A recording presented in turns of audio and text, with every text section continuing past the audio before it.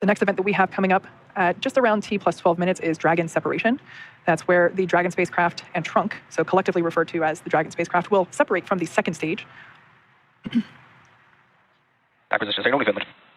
After that separation, we will begin to deploy the nose cone, which exposes the forward bulkhead thrusters as well as the forward hatch. That forward hatch is what the capsule utilizes to autonomously dock to the International Space Station.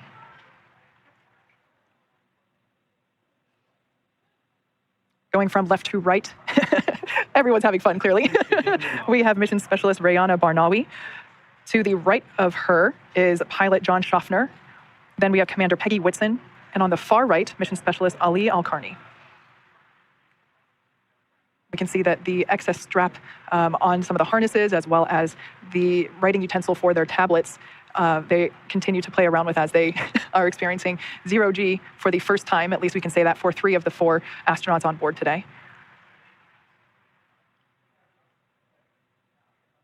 Now we are standing by for Dragon separation, which is expected to occur in the next few seconds.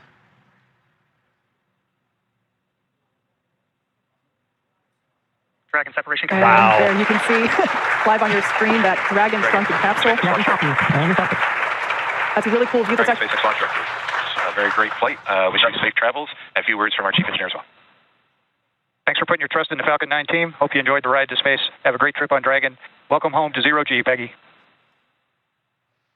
That was SpaceX Chief Engineer Bill Happy to be here. It was a phenomenal ride. Make sure you share the joy of zero-G with your crew. We will do that. Already you can see Dragon's Draco thrusters activating.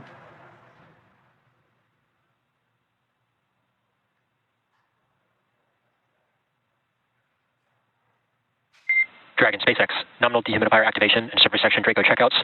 Nose cone deploy is in progress. Hooks are opening.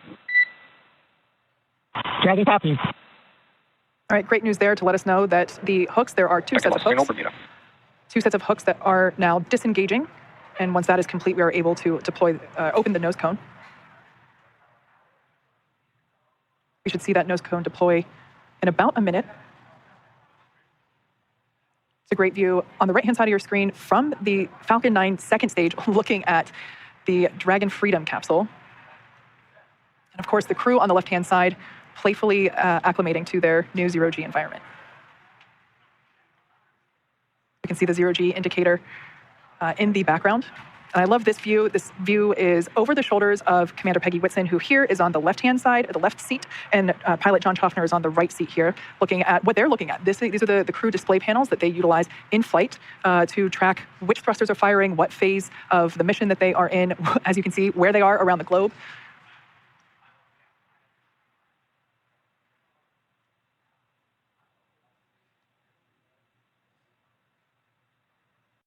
Just under 13 and a half minutes, and everything continues to look good for launch of Falcon 9 and Dragon. Now currently Falcon 9 began we are still tracking no issues on Dragon for today's launch. We have continued weather evaluations, and for your awareness, we are monitoring an anvil cloud that is moving towards LC-39A. It's currently 5 miles away, and it just needs to remain outside of 3 miles for launch to continue. The weather officer is going to continue monitoring this cloud and will continue to provide updates to the launch teams. How copy? Dragon copies, no issues on the vehicle. Watching the cloud. It's looking very dry off. Good readback, and just a reminder that for the Falcon 9 valve, the Falcon team is going to be performing that manual evaluation of the manifold pressure until T-minus 35 seconds. And if we do not pass those checks, the Falcon team will call a hold. If the evaluation passes, there will be no call made, and we will continue with the countdown. So again, at T-minus 35 seconds, following the manual evaluation, if we do not pass those checks, the Falcon team will call a hold. But if there is no call, we have passed the checks, and we will continue with countdown.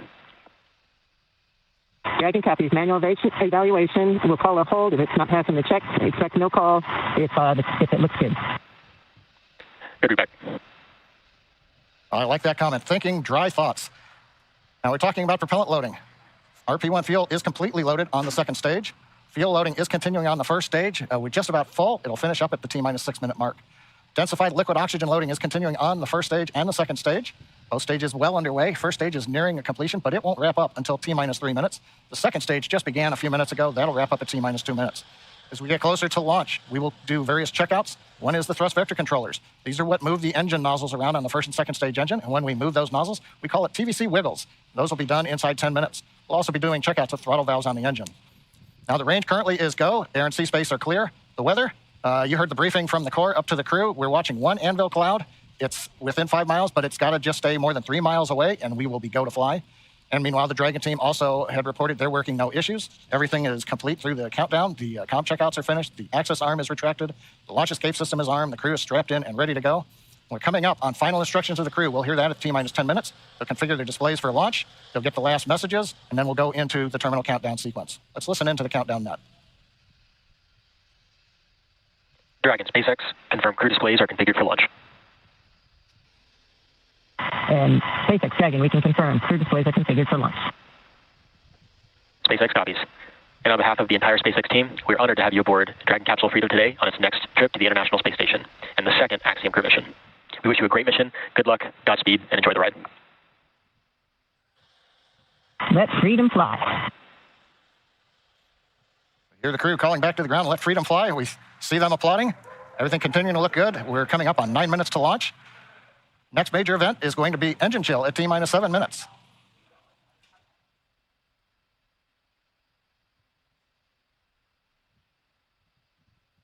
As John just said, at T-minus 7 minutes, we will begin to flow a little bit of the super chilled liquid oxygen through the turbopumps, which that is basically chilling the hardware, performing an engine chill prior to the full flow.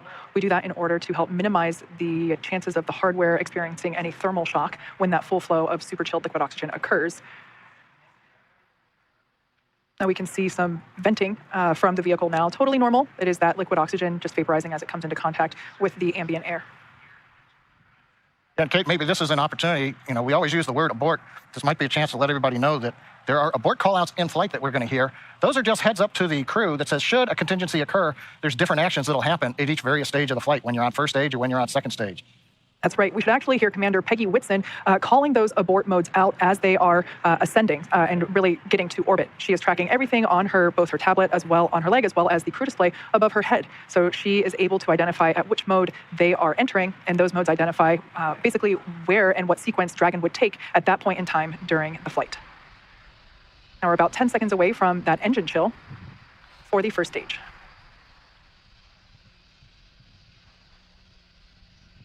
Engine chill has started. All right on time. We've opened the valves that are letting liquid oxygen and kerosene fuel down to the Merlin 1D engines on the first stage. Our next major activity coming up at T-minus 6 minutes approximately. We'll hear the announcement that fuel loading is complete on the first stage. One other comment, while we were hearing the briefing to the crew at the T-minus 10 minute mark, we also heard reference to a call out that may or may not be made at T-minus 35 seconds. Many of the checkouts of the Falcon 9 are done by computer in the last minute. There is one today that requires an engineer to look at some data. If, for example, that system had an issue, that would be called out at T-minus 35 seconds. Right now, everything continues to look good, though, on Falcon 9.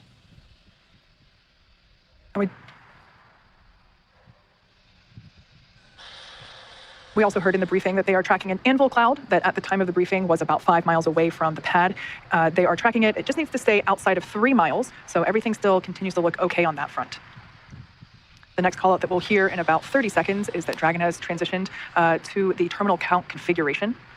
That's basically an indication that the Dragon spacecraft has taken over the spacecraft's countdown and will at that point be on internal power. At this point in time, RP1 is now completely loaded, both on the first and second stages. LOX load continues on both stages. It'll wrap up at T-minus 3 minutes for first stage and T-minus 2 minutes for second stage. Dragon engines are pressurizing for Trongback retract. Pressurization call out. We are putting pressurized gas helium onto the stage in preparation for opening up the clamp arm that's around the top of the second stage. That'll happen just at about the T-minus 4 minute mark. The clamp arm will open, and about 10 seconds after that, the strongback, the structure alongside the Falcon 9, will recline just about 2 degrees away. We've heard the call out, strongback is retracting. That starts the sequence now in the ground computer to open the arms and recline that strongback about 2 degrees away. At liftoff, hydraulics will then pull the strongback to a position about 45 degrees away from the rocket as it flies out of the launch mount. See the arms opening up now around the second stage. We should now be able to see that strongback retract just a couple degrees away from the launch vehicle. Upon liftoff, it will move back even further in order to clear the way for Falcon 9. Looks like we can start to see that movement now. This structure is what is utilized to horizontally integrate the vehicles while still in the hangar, as well as transport them horizontally to the launch pad and then raise them to their vertical launch position.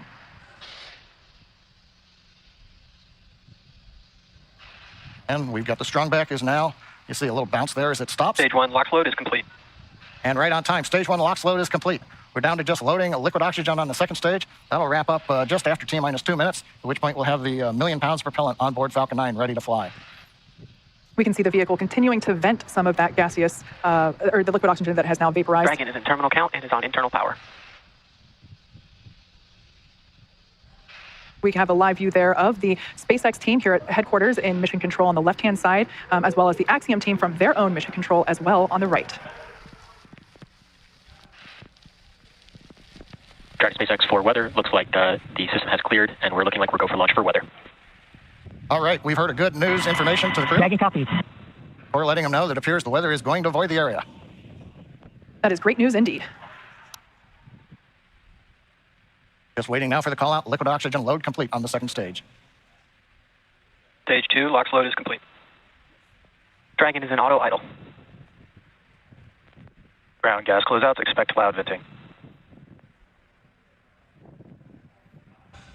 That venting, we're now bleeding off excess pressure in the strongback. That's what's giving that large white plume as cold gas meets the warm Florida air and condenses the moisture. We're coming up on 1 minute where the flight computers will take over the sequence. Let's listen in to the launch of Falcon 9 with Dragon and the Axiom 2 crew. FTS is armed, Falcon 9 is in startup and is now controlling. Dragon is in countdown.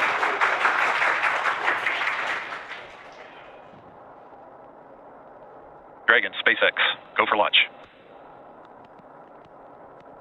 Dragon copies. Go for launch.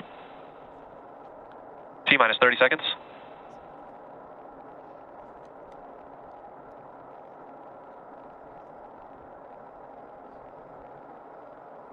T-minus 15.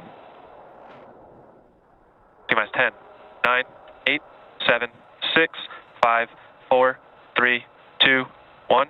Engines full power. And lift off, Falcon 9. Go Axiom. It's 1 Alpha. Copy 1 Alpha. Together we expand what is possible in low Earth orbit. Add Astra and Godspeed AX2.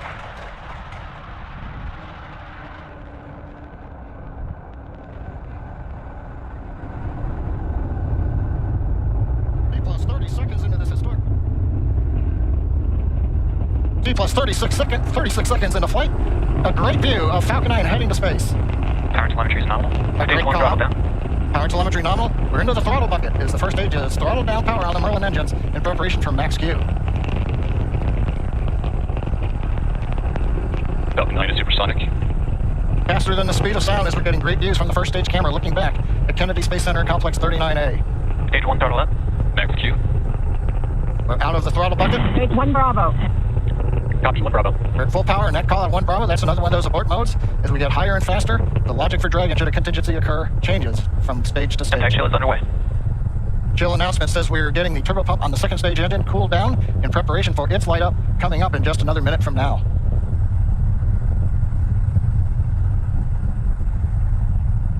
Again, great views looking back, and you can see the contrail as we left 39A and the shadow of the contrail against the cloud deck around Florida. And we're coming up 3 big sequences and a view live of the crew inside Dragon. They're getting ready. We're going to get 3 events here. Main engine cutoff, stage separation, and then we're going to light the second stage engine. We've heard the throttle down in preparation for stage separation. Eco. 2 Alpha. Stage separation confirmed. Copy 2 Alpha. And back ignition. Stage 1 boost back startup. All right, stage separation. We've lit the second stage engine. The first stage is into the boost back burn, working its way back towards Cape Canaveral.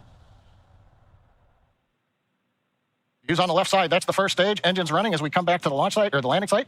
Second stage engine nozzle is visible on the right side as we're powering the Axiom 2 crew into low Earth orbit on the way to the International Space Station.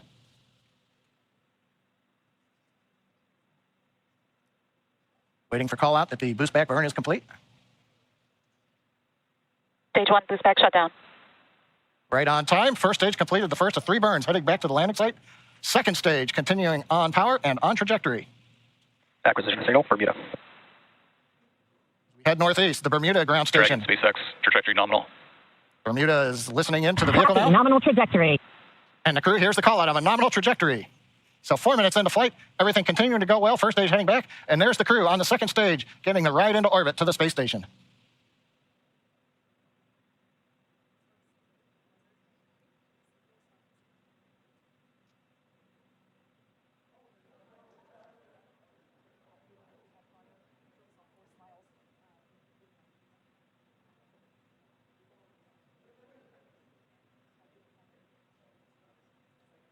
Coming up, we're waiting for the next trajectory call out from the guidance officer. Dragon, SpaceX, trajectory nominal.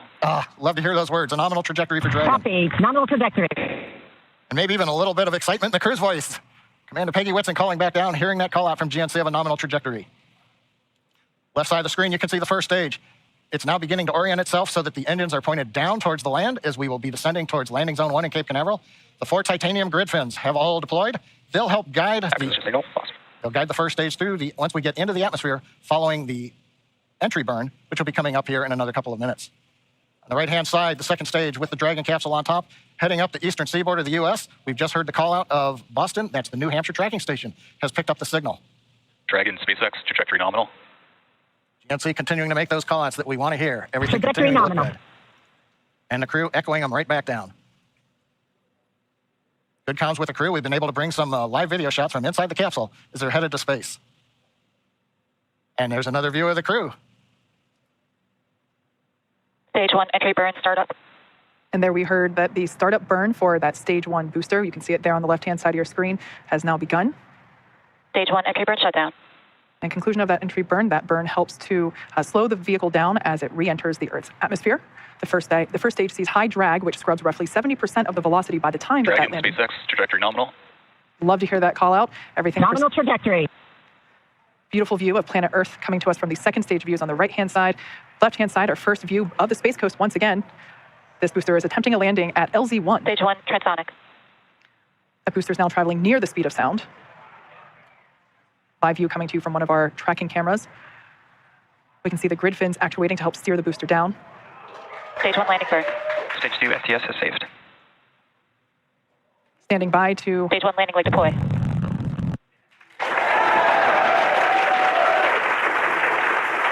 There you Stage 1, can, landing confirmed. you can see that first stage has landed back at LZ1. This is the first time that we have performed a land landing on a crew mission. Coming up next will be second engine cutoff, or SECO, and that's where after that engine cuts off, second stage will coast for a few minutes until Dragon is commanded to separate. Stage 2 is in terminal guidance. We're expecting SECO to occur in about 20 seconds.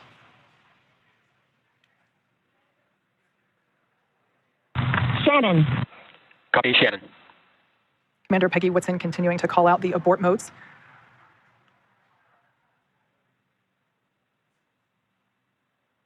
SECO. All right, on-time shutdown of that second engine. Also confirming that the launch escape system is now disarmed. Dragon, SpaceX, nominal orbit insertion. All right, and there's that call out. We can confirm good orbital insertion. Copy. Nominal insertion. Dragon, SpaceX, launch escape system disarmed. We can see the crew playing with their Dragon harnesses copy. now that they are in zero-G, which I think we just got a view of our zero-G Stuffy.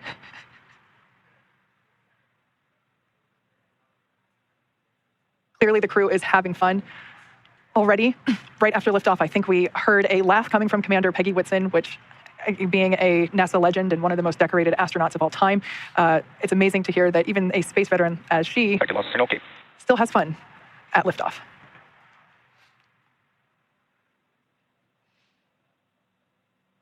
The next event that we have coming up at just around T plus 12 minutes is Dragon separation.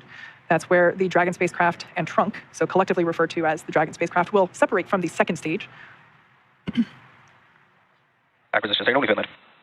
After that separation, we will begin to deploy the nose cone, which exposes the forward bulkhead thrusters as well as the forward hatch. That forward hatch is what the capsule utilizes to autonomously dock to the International Space Station.